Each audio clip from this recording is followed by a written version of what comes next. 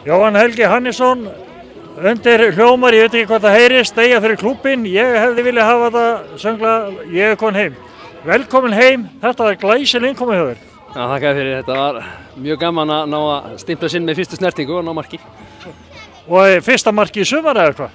Já, ég skoraði í bikarnum, en það telur við lítið. Jói, þetta var svolítið óvænt, skemmtilega glæningur, frétt sem var komið í gærkvöldi á netmiðla, Jói komin heim. Hérna líður þér vel? Já, hér er maður heima, það er alltaf gott að vera heima.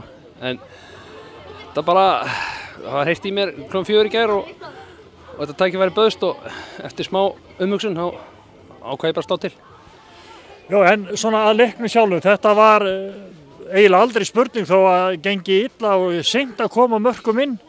Þau höfðu getað verið fleiri. Já, þau hefðu getað verið fleiri en þau hefðu líka getað verið færri. Ef við hefðum ekki náð að skora hérna eftir 5 mínútur í seinni þá er mjög erfitt að brjóta á baka aftur. Þeir geta leigja alveg niðri og þeir eru búin að ná í fín úrslit í sumar og eins ég sá útileikinn á móti þeim þar sem við skoruðum á 92 eða eitthvað. Þannig að þeir eru góðir að verjast. Svo voru þeir, við erum líka að gefa það, þeir voru óheppnir hérna í lokina þegar þeir skjótið þess að setja ekki.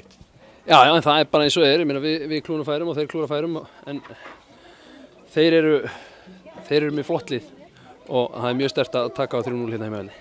Þetta þýðir það að þessi úrslit að við svona höldum áfram að halda okkur í toppártunni. Já, ég meina það var hringt í mig og sagt mér að stefna var að leiðin upp og við stefnum upp. Þannig að þá þurfum við að vinna alla heimaleiki sem við eigum og helst alla útileiki líka. Og þú ert einn af þeim sem vil taka þátt í þeirri vegferð? Já, klálega. Annars hefði ég ekki komið. Til hamingju og gangið vel. Takk.